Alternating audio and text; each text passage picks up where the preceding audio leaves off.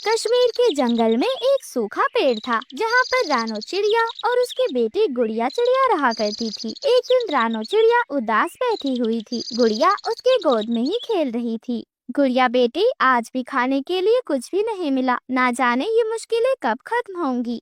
मम्मा मम्मा मैं भूखी रह लूंगी, लेकिन एक बात बताओ, हम हमेशा ऐसे तिनकों के घर में क्यों रहते हैं मम्मा? हमारा घर क्यों नहीं है? गुड़िया बेटी, मेरी मेहनत के बावजूद हमें रहने के लिए अच्छा घर नहीं मिल सका, लेकिन मैं कोशिश करूंगी कि तुम्हें कभी दुखी ना होने दूं।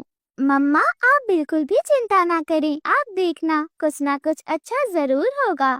वहीं पर एक पीपल का पेड़ था जिस पर कालू कौवा ऊंचाई पर बैठा ये सब कुछ देख रहा था। कालू कौवा चालाक और स्वार्थी था। रानू चिड़िया के ऐसे हालात देखकर कालू कौवे की आंखें चमक रही थी। अगर ये गरीब चिड़िया इस जंगल से चली जाए तो कितना अच्छा रहेगा। मुझे कैसे भी करके इस चिड़िया को इस जंगल से बाहर निकालना ही होगा, चाहे मुझे कुछ भी करना क्यों ना पड़ जाए।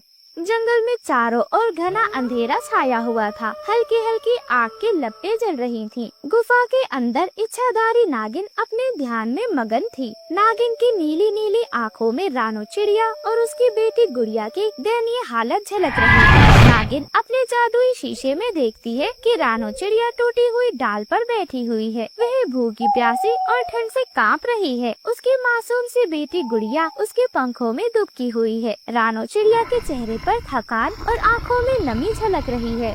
रानो चिड़िया तो बहुत अच्छी है, लेकिन उसकी गरीबी ने उसे तोड़ दिया है। उसकी बेटी भूखी सोती है और वह खुद कितनी ज्यादा बेबस होती है। नहीं, अब और नहीं।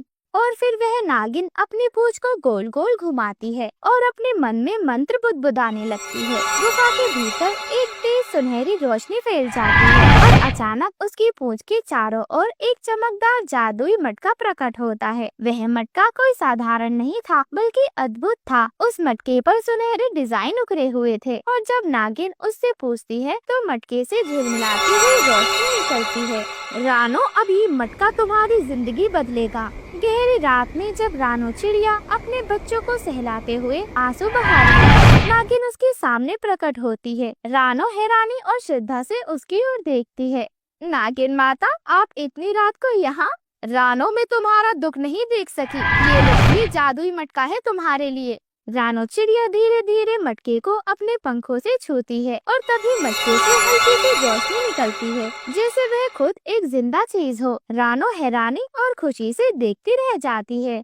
रानो, जब भी तुम ओम महाशक्ति कहोगी, ये मटका एक सुंदर से घर में बदल जाएगा, जहाँ तुम्हें सर्दी, गर्मी, बरसात से कोई डर नहीं होगा। तुम्हारी बेटी अब कभी भूखी नहीं सोएगी। इतना सुनकर रानो चिड़िया की आंखें भर आती हैं। वह भावुक होकर नागिन के चरणों में झुक जाती है। उसकी आवाज कांप रही होती है, आंखों से आंसू लगातार गिर रहे होते हैं। नागिन माता, आपने मुझे जिंदगी का सबसे बड़ा तोहफा दिया है। अब मेरी गुड़िया को रात में ठंड में सोना नहीं पड़ेगा। अब हमें डरने की कोई जरूरत नहीं होगी।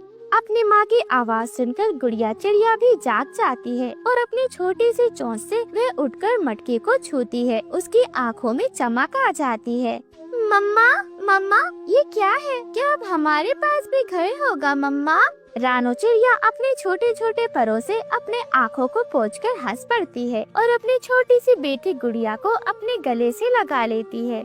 हाँ बेटा, अब हमारा भी घर होगा। उन माँ बेटी का ऐसा प्यार देखकर नागिन मुस्कुराने लग जाती है और वहाँ से धीरे धीरे अदृश्य हो जाती है। रानो चिड़िया खुशी से बोलती है, ओम महाशक्ति। और देखते ही देखते जादुई मटका चमक उठता है। तेज रोशनी के साथ एक सुंदर और सुरक्षित घर में बदल जाता है। रानो और गुड़िया खुशी से उसे देखने लगती हैं और एक दूसरे को खुशी से गले लगा लेती हैं। आसमान में चांदनी मुस्कुरा उठती है, मानो खुदा भी इस माँ बेटी की खुशी में शामिल हो।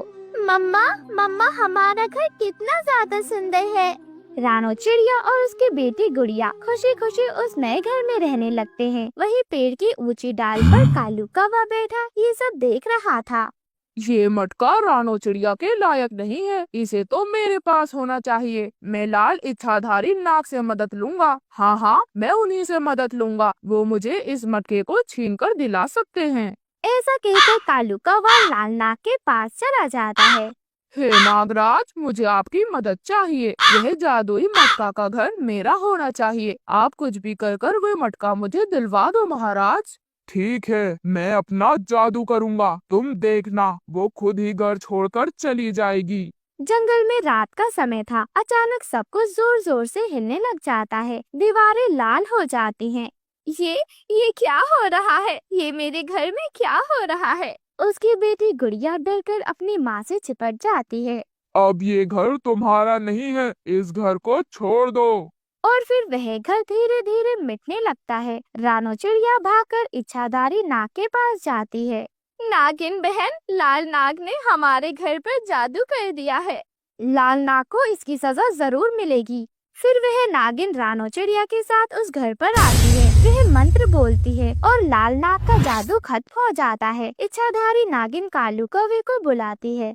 कालू, तुमने लाल नाग के साथ साजिश क्यों की? मुझे माफ कर दो। मैं लालच में आ गया था। मैं तुमसे वादा करता हूँ, मैं फिर कभी ऐसा नहीं करूँगा। इस बार मुझे जाने दो। मैं जानता हूँ मुझे बहुत बड़ी गलती हुई है। मैंने भी लालच में आकर ये सब कर दिया। मुझे अब अपनी गलती का एहसास हो गया है।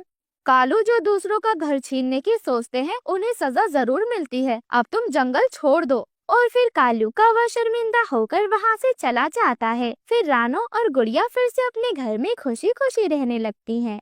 मम्मा मम्मा, अब तो हमें कोई डर नहीं है ना? हाँ मेरी बेटी गुड़िया, सच्चाई और भलाई की जीत हमेशा होती है। फिर दोनों खुशी से एक दूसरे के गले लग जाते हैं। ये कहानी हमें सिखाती है कि लालच का अंत बुरा होता है और अच्छाई की हमेशा जीत होती है।